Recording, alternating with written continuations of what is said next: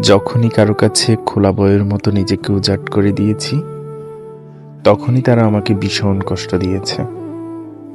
মানুষ বোধহয় এমনই, কারো দুর্বলতা জেনে গেলে কষ্ট দেওয়ার লোভটুকু সামলাতে পারে না।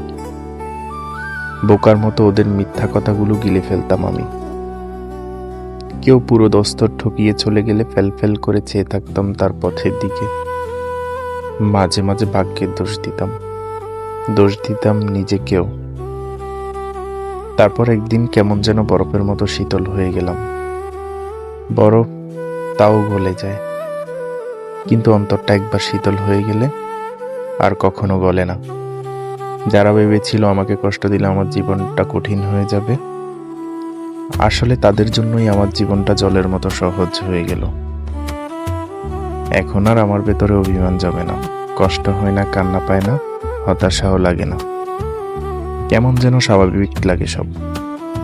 কনকনে শীত কিংবা নরকের মতো রোদের ঠায় দাঁড়িয়ে থাকার মতো নির্লিপ্ত রকমের স্বাভাবিক। সবটুকু উজাট করে দিয়ে বারবার ঠকে যাওয়ার পর মানুষ শিখে যায় কিভাবে নিজেকে গুটিয়ে নিতে হয়। আমি নিজেকে গুটিয়ে নিতে পেরেছি। জীবনের অর্ধেকটা পথ মুমূর্ষু অবস্থায় পাড়ি দিয়ে শেষমেশ আমিও শিখে ফেলেছি কেমন করে বাঁচতে হয় এই পৃথিবীতে।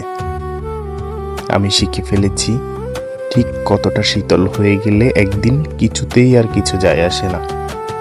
মানুষ যায়, মানুষ আসে, কিন্তু আমার কিছুতেই আর কিছু যায় আসে না।